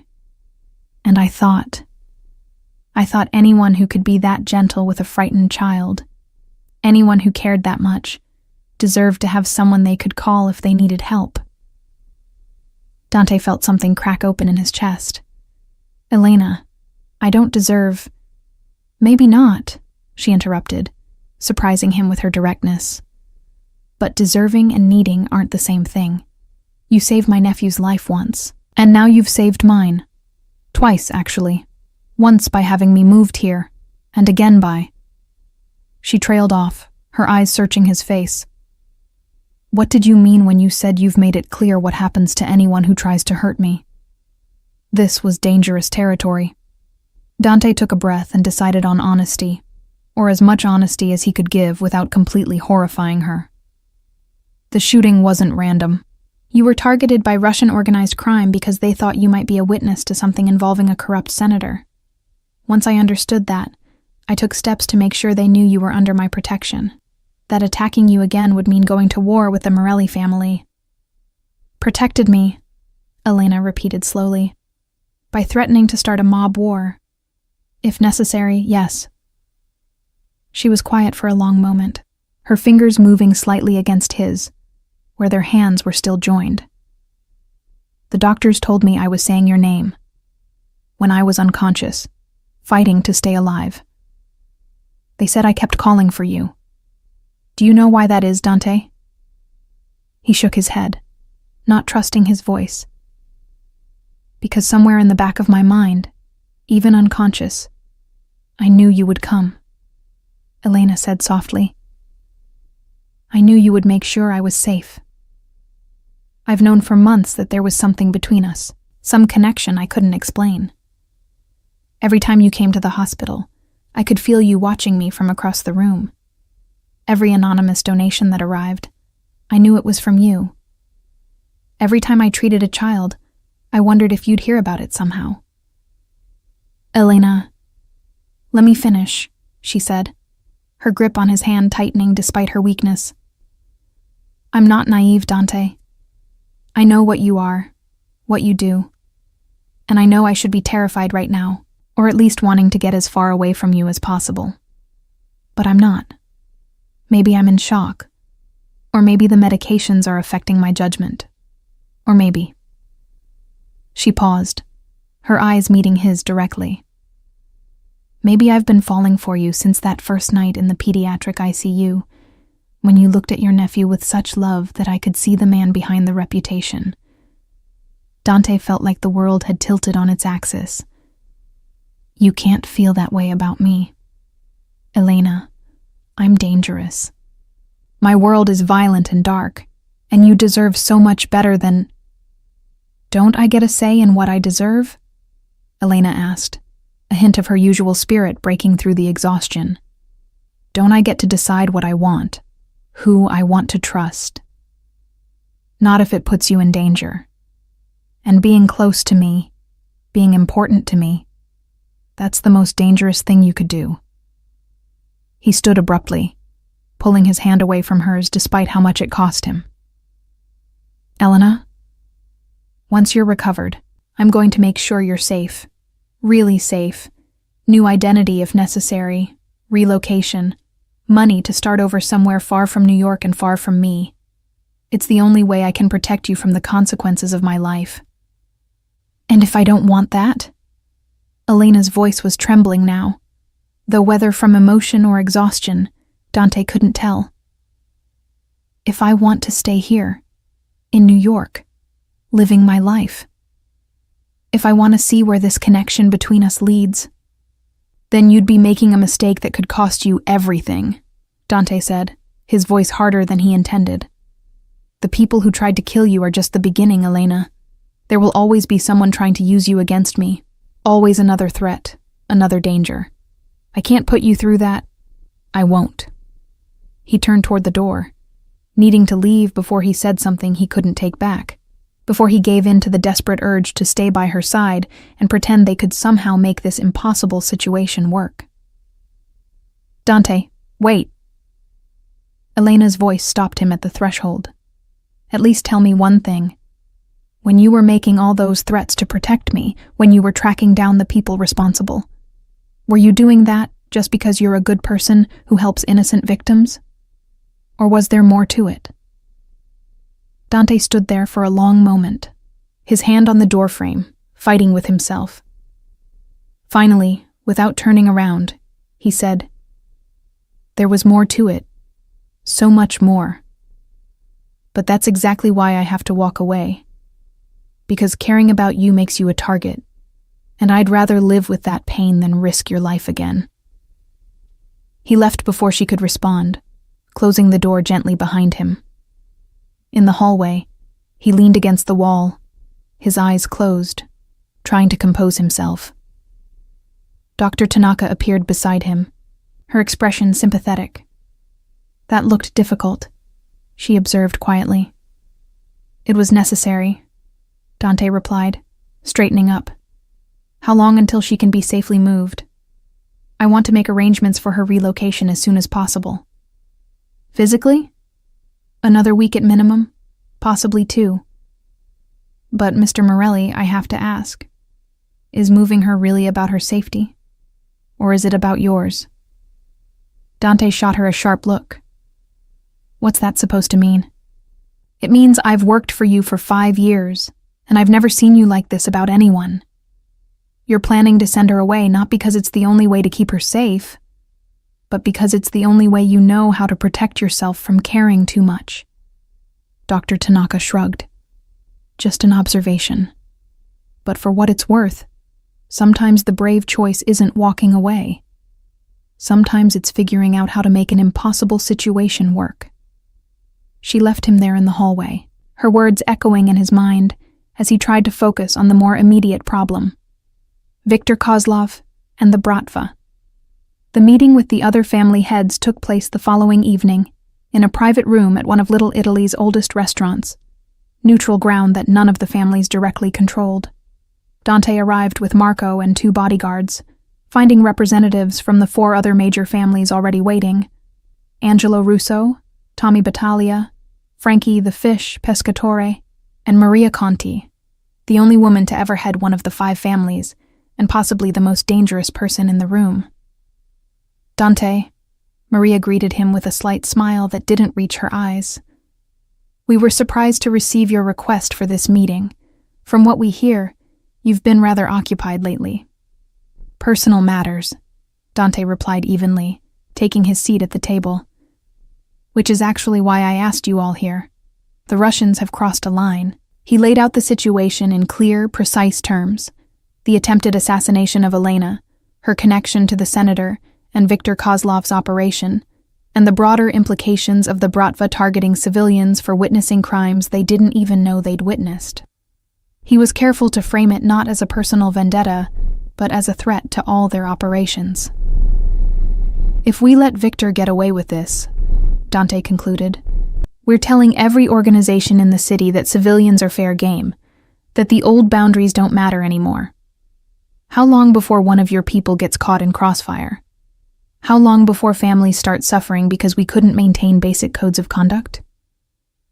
Angelo Russo, the oldest and most traditional of the family heads, nodded slowly. "The boy makes a good point. There's a reason we've always kept civilians out of our business. Start targeting nurses and teachers and accountants just because they might have seen something, and pretty soon the whole city turns against us. The cops get public support for crackdowns. Politicians make examples of us. It's bad for everyone." "But," Tommy Battaglia countered, "declaring war on the Bratva over one woman? That's a steep price for principle, Dante. Viktor's operation brings in millions every year. He's got connections to Eastern European networks we can't match. You really want to pick that fight?" "I'm not asking permission to go to war," Dante said carefully. "I'm informing you that I'm moving against Viktor with or without your support. But if the 5 families present a united front on this, Viktor will back down. He's not stupid. He knows he can't fight all of us simultaneously and survive. Give me your backing, and this ends without a shot being fired. Refuse, and yes, there will be war. But it won't just be my problem. Viktor will see the division as weakness, and he'll expand into all our territories while we're distracted." Maria Conti had been silent throughout the discussion, but now she leaned forward, her dark eyes assessing Dante with unsettling intensity. "This woman, this nurse, she's more than just principal to you, isn't she? You care about her, personally." There was no point in lying. "Yes. And if we back you on this, if we help you pressure Viktor into compensation and a guarantee of no further action, what happens then? Do you keep this woman in your life? Make her a target for every ambitious punk who thinks hurting your girlfriend will give them leverage? Or do you do the smart thing and send her away?" Dante felt the weight of everyone's attention on him. This was the real question, the one that determined whether the other families would see him as rational or compromised. A mob boss who could be manipulated through personal attachments was a weak boss, a liability. "I'm sending her away," he said, and was surprised by how much it hurt to say it out loud. "Once she's recovered, I'm setting her up with a new life far from New York. New identity, financial security, protection but from a distance. She'll be safe, and she'll be free of any connection to me or this life." Maria studied him for another long moment, then nodded. "All right, I'll support your move against Viktor, not because I give a damn about your personal life, but because he's right." She gestured to Angelo. "The Russians are getting too bold. Better to remind them now where the boundaries are." One by one, the other family heads agreed. Not enthusiastically, but with enough consensus that Dante knew he had what he needed. They would approach Viktor together, make it clear that his actions were unacceptable, and that further moves against Elena or any other civilians would result in a united response from the Italian families. It was more than Dante had hoped for, and exactly what he'd needed. The meeting with Viktor Kozlov happened 2 days later in yet another neutral location, this time a warehouse in Queens that had seen its share of negotiations over the years. Viktor arrived with his own entourage, a bear of a man in his 50s with cold eyes and a reputation for ruthlessness that matched Dante's own. "Morelli," Viktor greeted him in heavily accented English. "I hear you've been making waves, killing my men, disrupting my operations. This is not friendly behavior between business associates." "We're not associates," Dante replied coldly. "Associates don't target civilians. Your men tried to kill a nurse, Viktor. An innocent woman whose only crime was being good at her job. That violates every code we operate under." Viktor waved a dismissive hand. "Collateral damage, sometimes unavoidable in our line of work. Not when the collateral is someone under Morelli protection, and not when it brings unnecessary heat down on all of us." Dante leaned forward. "Here's how this is going to work. You're going to make a formal apology to the 5 families for overstepping. You're going to pay compensation, $2 million to be split among various civilian protection funds we'll establish. And you're going to guarantee, on pain of your entire operation being dismantled, that Elena Vasquez and anyone else she cares about are completely off limits. Forever." "And if I refuse?" Viktor asked, though his tone suggested he already knew the answer. "Then the 5 families move against you together. Your operations get shut down, your people get arrested or worse, and your connections back to Moscow won't be able to help you fast enough. You're a smart man, Viktor. Do the math." The silence stretched for a long moment before Viktor finally nodded, his expression sour. "Fine. 2 million formal apology. The woman is untouchable. But Morelli, you should know, this kind of weakness, caring about civilians, it will get you killed someday. Men like us, we don't get happy endings." "Maybe not," Dante agreed. "But at least I'll die knowing I tried to protect something good instead of just destroying it." As he left the warehouse, Dante felt the weight of the past week finally catching up to him. It was done. Elena was safe, truly safe now, protected by agreements that transcended any single family or organization. Viktor would honor the deal because the alternative was his own destruction, and the other families would enforce it because they'd all agreed to it. Now came the hard part, keeping his promise to send Elena away. Elena was sitting up when Dante returned to her room at the facility, color finally returning to her cheeks. 2 weeks had passed since the shooting, and Dr. Tanaka had declared her recovery remarkable, though still requiring another week of monitored care before she'd be medically cleared to leave. Physical therapy had begun, helping Elena regain strength after the extended bed rest. She looked up when Dante entered, and something in her expression told him she'd been expecting him. "You've been avoiding me," she said without preamble. "Dr. Tanaka said you've been checking on my condition but only coming by when I'm asleep or in therapy." Dante couldn't deny it. "I've been handling business, making sure the threat against you is neutralized." "Is it?" Elena asked. "Neutralized?" "Yes, completely. You're safe now, Elena. The people who wanted to hurt you have been dealt with, and I've secured agreements that guarantee your protection going forward. No one from the Russian organization or anyone else will come after you." Relief flickered across her face, but it was quickly replaced by something more guarded. "That's good, thank you. So what happens now?" This was the conversation Dante had been dreading. He pulled up the familiar chair beside her bed, but this time kept more physical distance between them. "Now you recover. Finish your physical therapy, and then I help you start over. New city, new identity if you want it, enough money to live comfortably while you figure out your next steps. I have people who specialize in this kind of thing. Witness protection, essentially, but better funded and more thorough." "You're sending me away." Elena's voice was flat, carefully controlled. "I'm giving you your life back," Dante corrected. A life free from the danger that comes from being associated with me. What if I don't want that life? Elena asked, and there was steel underneath the calm. What if I want to stay in New York, keep working at St. Mary's, see where things go with the man who saved my life? Then you'd be making a mistake, Dante said firmly. Elena, I've spent the past 2 weeks securing your safety from external threats, but I can't protect you from the inherent danger of my world. There will always be another rival organization, another political situation, another complication that could put you in the crossfire. The only way to truly keep you safe is distance. You're a coward. The words were quiet, but devastating. Dante flinched as if she'd struck him. What? Elena sat up straighter, her eyes blazing with an emotion Dante couldn't quite name. You heard me. You're a coward, Dante Morelli. You're willing to threaten mob bosses, start wars, face down armed killers, but you're terrified of admitting that you care about me, that you might actually want something beyond revenge and power and control. That's not— Yes, it is, Elena interrupted.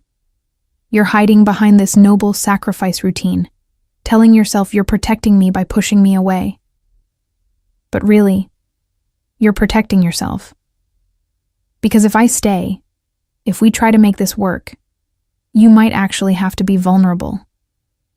You might have to admit that the big bad mob boss has feelings, and that terrifies you more than any enemy ever could. Dante stood abruptly, anger and something else, something that felt dangerously close to hope, warring in his chest. You don't understand what you're asking for. Then explain it to me, Elena demanded. Stop making decisions for me and talk to me like I'm a person with agency, not some fragile thing that needs to be locked away for safekeeping. I'm a pediatric nurse, Dante. I deal with life and death situations every day. I make impossible choices about treatment and care. I'm not as helpless as you seem to think. I never said you were helpless, but you're treating me like I am. Like I can't possibly understand the risks or make my own decisions about what I'm willing to accept. Elena's voice softened slightly. I know your world is dangerous. I know being with you would mean accepting risks that most people never have to consider. But Dante, life is risky. Children get cancer. Good people get shot in parking lots. There are no guarantees for anyone, mob boss or pediatric nurse. Dante turned to face the window, unable to meet her eyes while his carefully constructed defenses were crumbling. My father used to say that our kind doesn't get to have normal lives. That love is a luxury we can't afford because it makes us weak, gives our enemies leverage. I watched him push away every genuine connection he ever had, turn himself into this cold, isolated figure, and I swore I wouldn't be like him. But maybe he was right. Maybe caring about someone the way I care about you is exactly the kind of weakness that gets people killed. Or maybe, Elena said softly, caring about someone is what makes us human, what separates us from the monsters we're afraid of becoming. Silence filled the room, broken only by the ambient sounds of the medical facility. Finally, Dante spoke without turning around. When you were in surgery, fighting for your life, I made a promise. I told you, even though you couldn't hear me, that I would make sure you were safe, that I would take care of the people responsible and protect you from any future threat. I've kept that promise, Elena. The question is, how do I protect you from the biggest threat of all, which is me? You don't, Elena replied simply. You let me decide if being with you is worth the risk. You give me information, honesty, and trust that I'm adult enough to make my own choices. And then you accept whatever I decide, even if it's not what you think is best for me. Dante finally turned to face her, seeing her clearly for perhaps the first time since all of this began. Elena Vasquez wasn't some innocent victim who needed saving. She was strong, capable, and determined, someone who'd chosen a career dedicated to saving others, despite the emotional toll. someone who'd face down danger with courage instead of surrender. She deserved better than his assumptions about what she could handle. "If you stay," he said carefully, "if we try to make this work, there will be rules, security measures, things you'll have to accept about how I live and what I do. I can't change who I am, Elena. I can't suddenly become legitimate or leave my family business, not without starting a war that would endanger everyone I'm responsible for." "I'm not asking you to change who you are," Elena replied. "I'm asking you to let me in, to stop trying to protect me from yourself and trust that I know what I'm getting into." "You don't, though," Dante insisted. "You can't possibly understand what it means to be involved with someone like me. The surveillance, the threats, the constant awareness that someone might try to use you as leverage, the knowledge that people I've hurt might seek revenge through you. That's not a life, Elena. That's a prison. And yet you live it every day," Elena pointed out. "Your sister lives it, your nephew, everyone in your organization. If they can find meaning and connection despite those risks, why can't I?" "Because I couldn't survive losing you," Dante thought but didn't say. "Because you've become the thing I care about most. And that makes you the most dangerous vulnerability I have." But looking at Elena, seeing the determination in her eyes and the set of her jaw, Dante realized that continuing to push her away wasn't noble. It was selfish. He was making decisions based on his own fear, not her actual needs or desires. And if there was one thing Dante had learned in his years running the family, it was that fear-based decisions rarely led anywhere good. "All right," he said finally, returning to sit beside her bed. "If you're sure about this, if you really want to try, then we do it carefully. Security detail whenever you leave the facility. Background checks on anyone new in your life. Regular sweeps of your apartment for bugs or tracking devices. You'll hate it, Elena.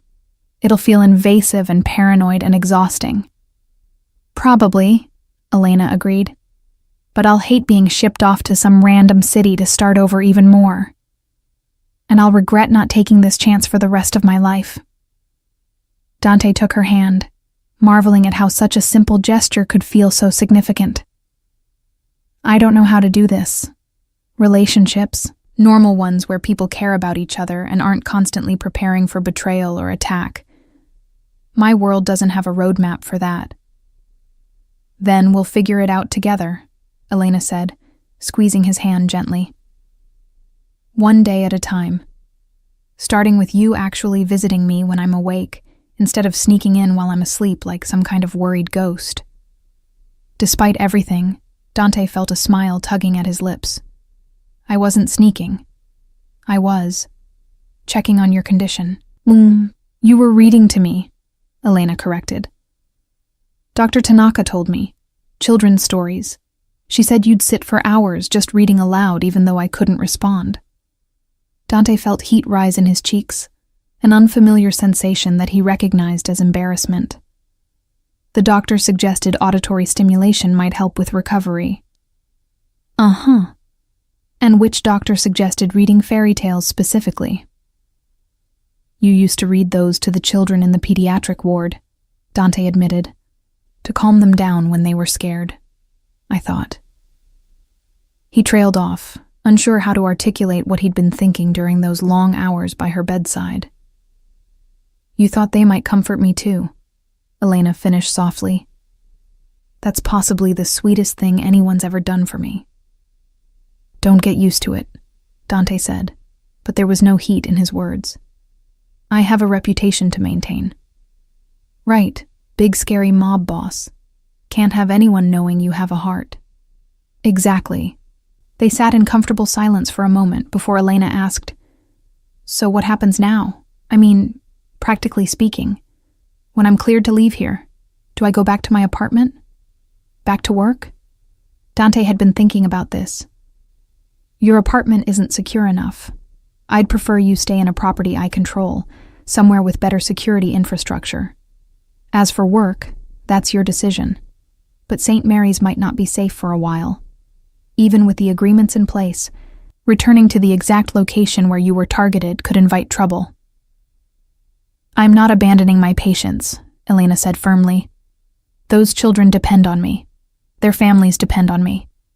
I can't just disappear because something bad happened. I'm not asking you to abandon them permanently. Just take some time. Let things settle. Maybe transfer to a different hospital unit where you're less visible. Dante paused, then added carefully. Or there's another option. I mentioned before that I've been making donations to St. Mary's. What if those donations came with a condition? That the hospital create a new program for at-risk children, something that operates outside the normal hospital structure. You could run it, work with the same patient population, but with more security built in. Elena considered this. A private clinic? Funded by mob money? Funded by money that could be doing a lot worse things, Dante corrected. Money that could actually help children instead of other purposes. It would be legitimate, fully licensed, everything above board, just with better security than a typical clinic. You've really thought about this. I've had 2 weeks to think about nothing but how to keep you safe while still letting you do the work you love. This seemed like a compromise. Elena was quiet for a long moment, then nodded slowly. Okay, I'd want to see the details, make sure the medical side is properly structured. But yeah, that could work. It would actually be amazing. We could provide services to families who fall through the cracks of the regular healthcare system. Exactly. Dante felt some of the tension leave his shoulders. So, we have a plan. You finish recovering here, then we set up proper security at a new location. Meanwhile, we work on establishing the clinic. Give it 6 months, maybe a year, before you consider returning to St. Mary's directly. And us? Elena asked. What's the plan there? Dante met her eyes, seeing both vulnerability and hope in them. Honestly, I have no idea. I've never done this before, caring about someone enough to want to protect them from myself. So we take it slow, figure it out as we go. I'll try not to be too overbearing with the security measures. You try not to take unnecessary risks. And we both try to be honest about what we want and what we're afraid of. That sounds surprisingly healthy for a relationship starting under these circumstances. Don't get too excited. I'll probably screw it up somehow. I'm not exactly known for emotional intelligence or healthy communication. Elena laughed, the sound surprising both of them. It was the first time Dante had heard her laugh since before the shooting, and it was like sunlight breaking through storm clouds. Well, lucky for you, I'm extremely patient. Comes with the job. You can't work with sick children without learning patience. I'm not a child, Dante protested.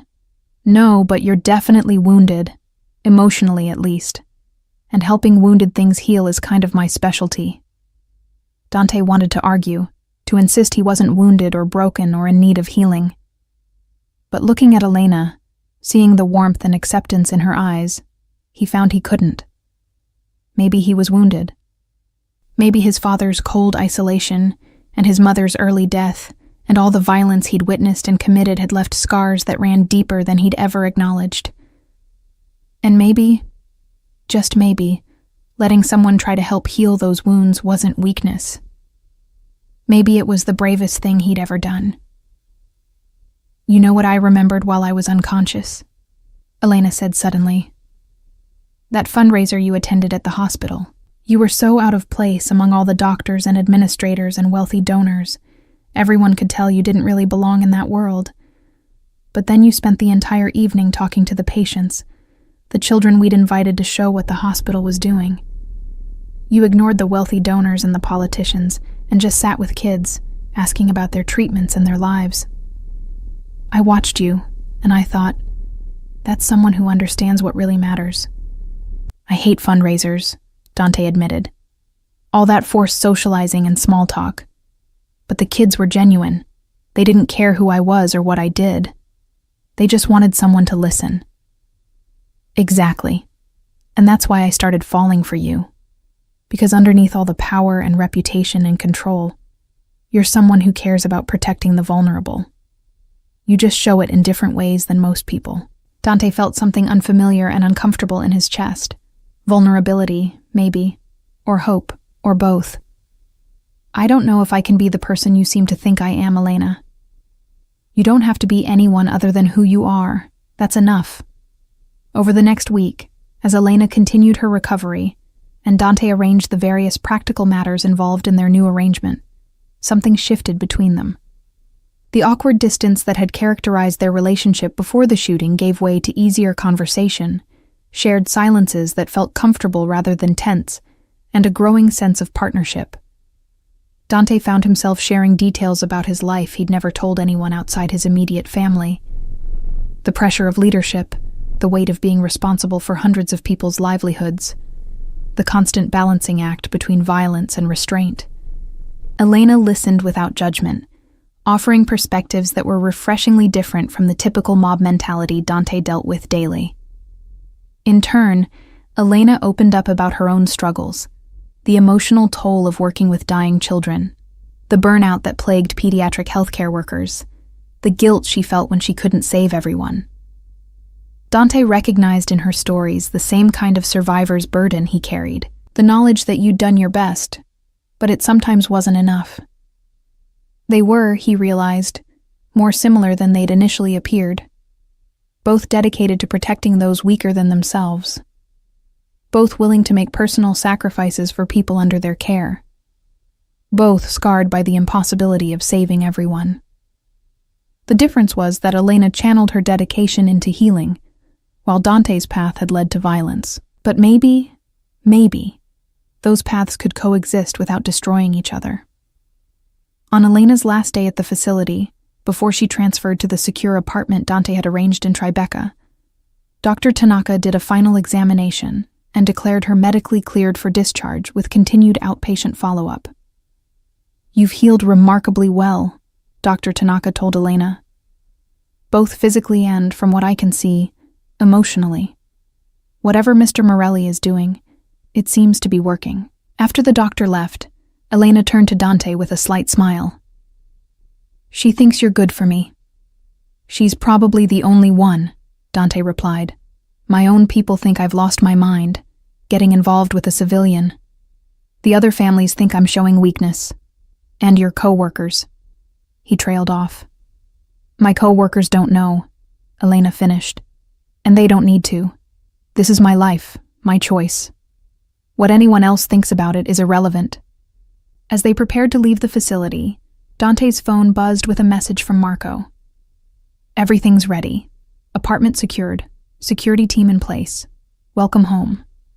Home. The word felt strange in this context. The Tribeca apartment had been purchased months ago as a safe house, a backup location for when primary properties were compromised. But now it would be Elena's home, and by extension, a place where Dante could be something other than just the boss. A place where he could be simply Dante, the man who'd fallen for a nurse who saved lives while he took them. The apartment was on the top floor of a renovated warehouse building, with 3 bedrooms, high ceilings, and windows overlooking the Hudson River. Marco had overseen the furnishing personally, working from a list Elena had provided of essentials and preferences. The result was surprisingly homey, nothing like the sterile luxury of Dante's usual properties, but rather a space that felt like it could actually be lived in. "It's perfect," Elena said, walking through the rooms with obvious delight. "Marco has surprisingly good taste in furniture." "Don't tell him that," Dante warned.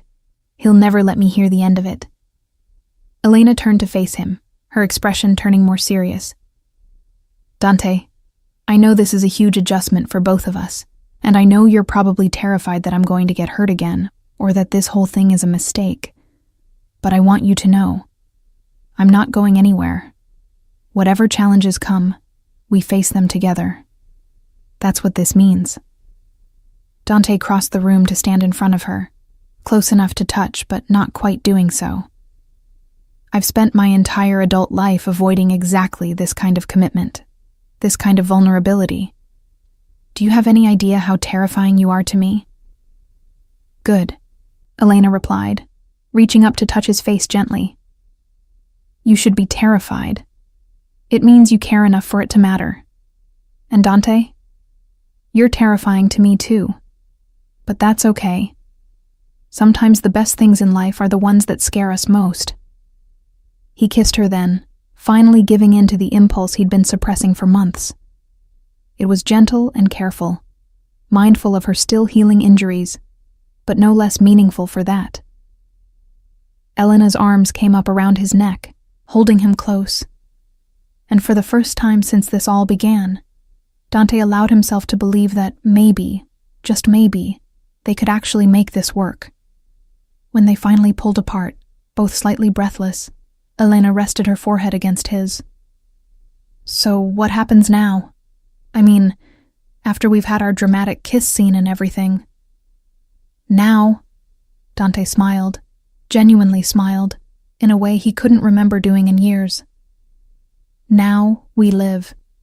You heal. I figure out how to run a criminal empire while maintaining a relationship with someone who reminds me every day why some things are worth protecting.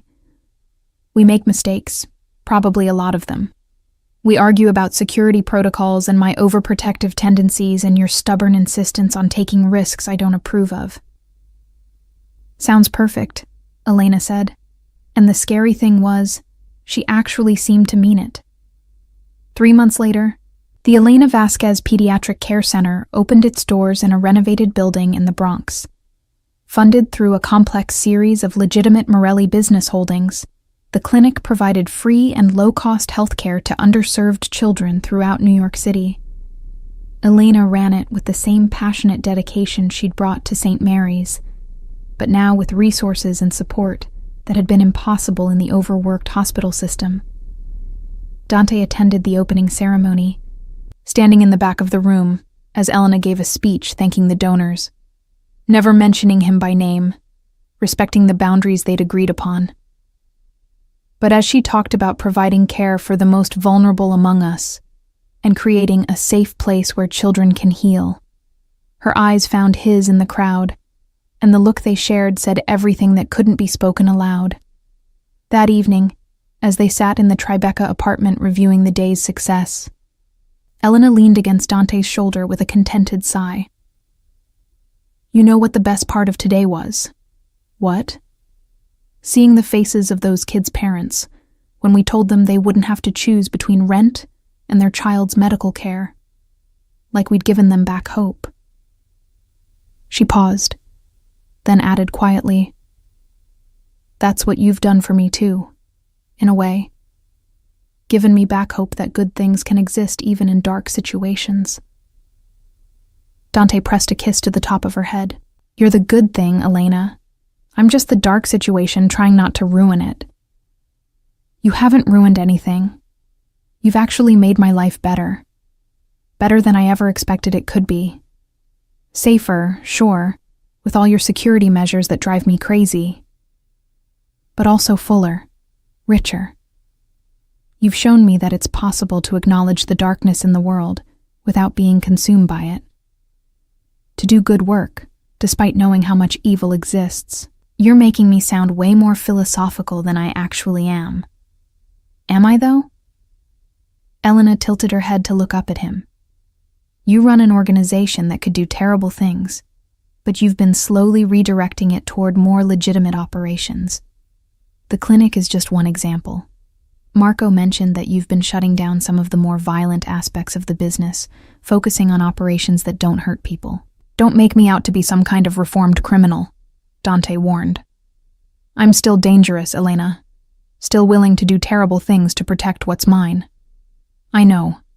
And I'm not trying to change you or redeem you or whatever. I'm just pointing out that you're changing yourself because you want to be someone worthy of the trust I've placed in you." She wasn't wrong. In the 3 months since Elena had come into his life, truly into his life, not just orbiting around it like before, Dante had made decisions he never would have considered previously, reducing the family's involvement in certain black market operations, being more selective about violence, using it only when absolutely necessary rather than as a first option, even talking to legitimate business consultants about gradually transitioning the Morelli empire toward legal enterprises. It was slow work, and there were plenty of people in the organization who questioned whether he'd gone soft. But Dante was beginning to understand something his father never had: that true strength wasn't about how much fear you could inspire or how much violence you could inflict. It was about having the courage to choose better paths, even when the easy ones beckoned. "You know what I think?" Elena said, interrupting his thoughts. "What?"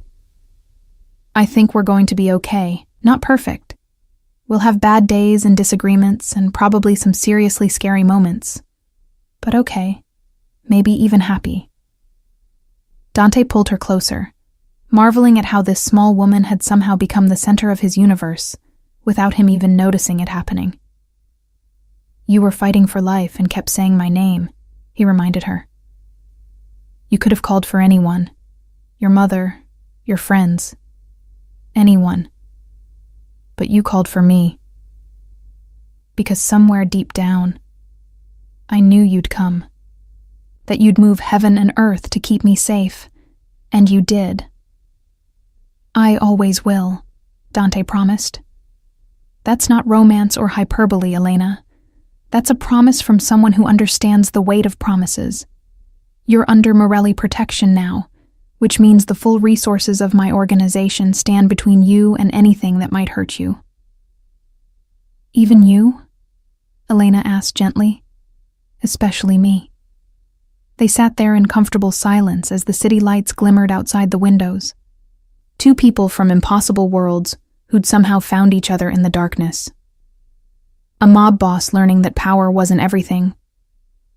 A nurse teaching him that caring wasn't weakness. Two scarred souls deciding that together they might actually be whole. The road ahead wouldn't be easy.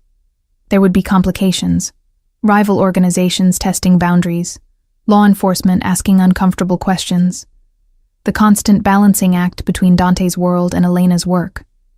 But for the first time in his life, Dante found himself looking forward to the future rather than simply surviving it. Because Elena had been right. She'd fought for life and called his name, and in saving her, he'd somehow saved himself too.